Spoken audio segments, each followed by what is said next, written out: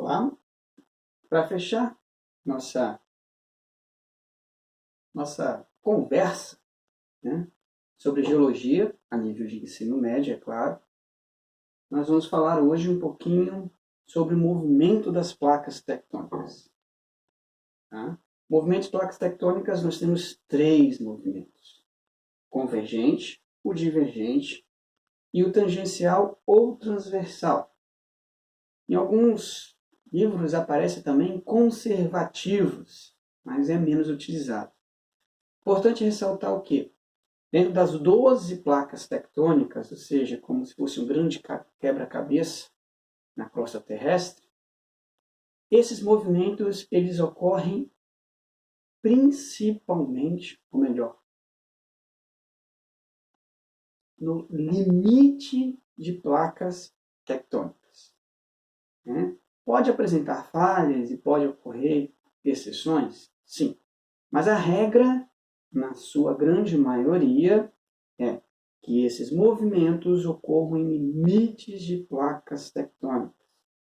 É o que faz, por exemplo, o Brasil não sofrer diretamente consequências referentes ao movimento de placas tectônicas por estar no seu território, estar no centro da placa sul-americana. Então, no contato de placas tectônicas é que nós vamos ter os movimentos e suas consequências. Okay? Isso é muito importante.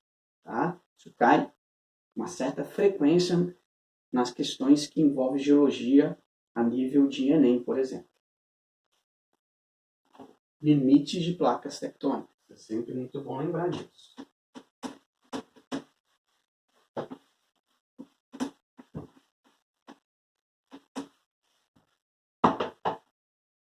A partir de agora, a gente vai falar sobre cada movimento, como ocorre e suas principais consequências.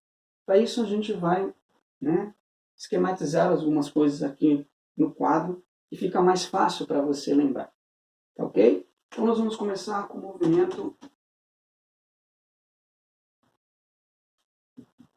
convergente. Esse movimento ele aconteceu principalmente na formação do planeta Terra. Como o próprio nome diz, lá em português, quando a gente trabalha a preposição com, ela tem a função de ligar, entre outras, de ligar frases. Então, no movimento convergente, você tem contato direto entre as placas tectônicas, convergente. Ou seja, você tem de um lado uma placa se movimentando e você tem uma placa movimentando no outro lado no sentido frontal. No contato dessas placas tectônicas, acontece a formação dos dobramentos modernos, como nós vimos quando a gente falou sobre estruturas geológicas. Como isso ocorre? Geralmente você tem placas dos 2 tipos. Uma placa oceânica,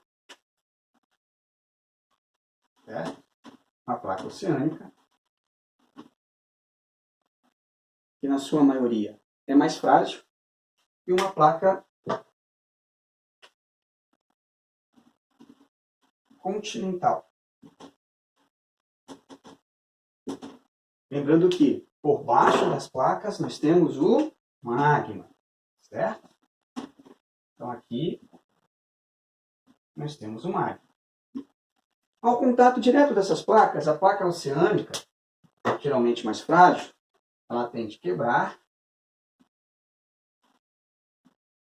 e afundar. Ao mesmo tempo, você tem a placa continental e essa força, principalmente, essa força que o magma exerce na crosta faz com que a crosta se dobra, daí a expressão dobramentos. Você tem isso aqui, essa força vem, você tem isso aqui, essa força vem e faz esse movimento de dobrar. Seria isso aqui. Ao dobrar,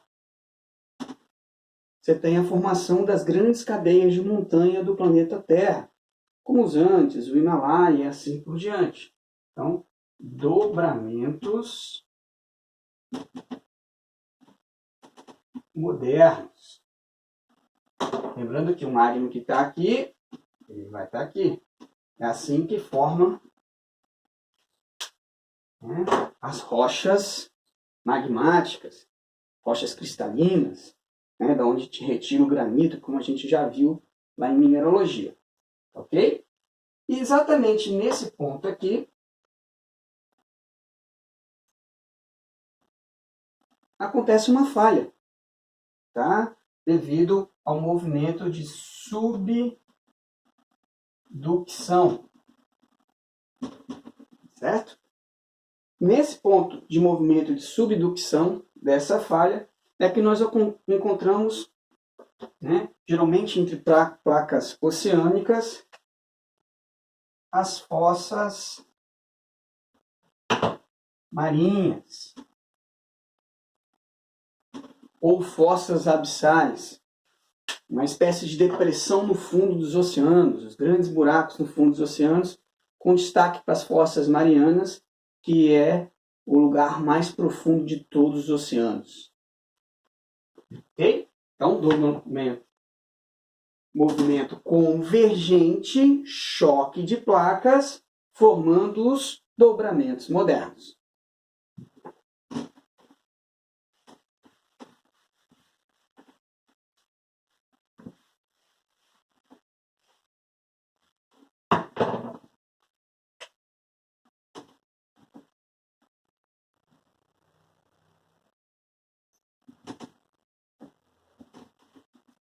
Divergente, o próprio nome diz, divergência, ou seja, opostos. É o movimento contrário do convergente, né? Quando no convergente nós tínhamos choque frontais de placa, no movimento divergente nós temos o afastamento de placas. Isso faz com que, né, no oceano e no continente nós temos situações diferentes. Vamos ver aqui. Pegando o oceano, né, como exemplo. Então, nós temos uma placa, né, em um sentido, diminuir um pouco aqui. Outra placa no outro sentido. E nós temos o oceano, certo? O oceano. Lembrando que aqui é a placa, no caso do oceano, a placa oceânica, indo para um sentido, e a outra placa oceânica indo para o outro sentido. Ok? Lembra que por baixo, o magma. Doido para sair, pressão, temperatura. Se uma placa vai para um outro, o outro vai para o outro, há uma falha. Nessa falha, o magma aproveita e sai. Magma em contato em temperaturas muito diferentes do oceano tende a solidificar. E aí nós temos duas situações. Se esse magma se solidifica, como está aqui nesse esquema por enquanto, ainda debaixo da superfície oceânica, né? Nesse caso, nós vamos ter a formação do que a gente chama de dorsal. Montanha submersa. A mais importante de todas é a dorsal mesoatlântica, ou seja, uma cadeia de montanha submersa no meio do Oceano Atlântico, separando, né, América de África e Europa. Dorsal mesoatlântica. Agora, em alguns casos, esse magma ele vai chegar à superfície. Ao chegar à superfície, nós vamos ter uma formação de uma ilha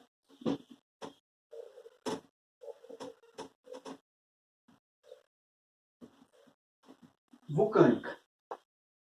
Como o Havaí, por exemplo, o Japão, né, as ilhas japonesas, várias ilhas na Indonésia, várias ilhas, né, no Oceano Pacífico, né, na Oceania, por exemplo.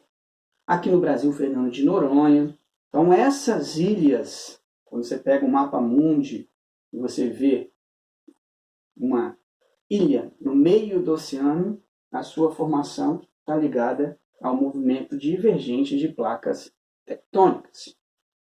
E também, tanto no fundo dos oceanos, mas também no continente, nós vamos ter uma outra possibilidade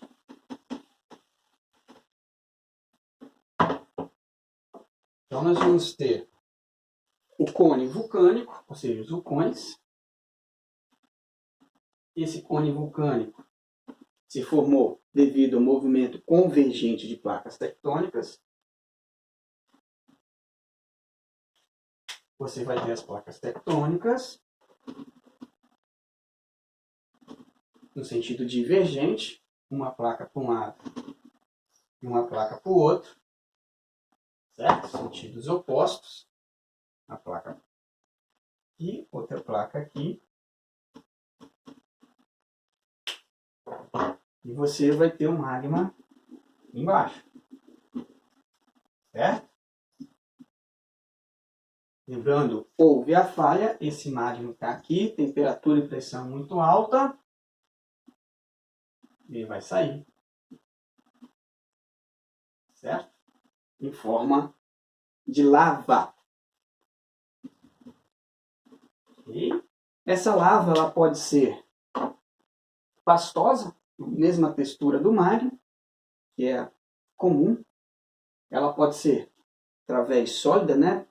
Pedras mesmos, cuspida, né? Pela cratera do vulcão.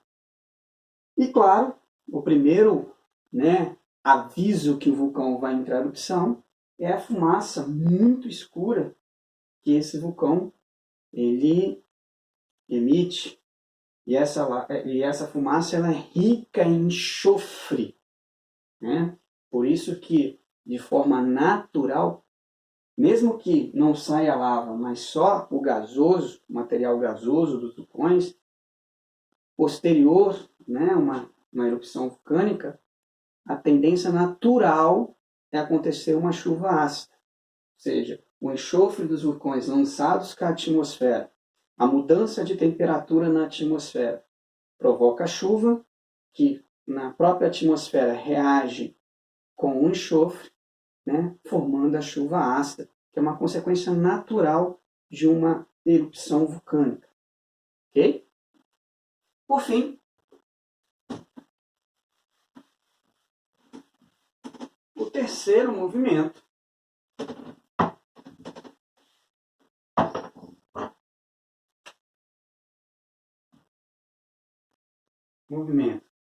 tangencial ou transversal,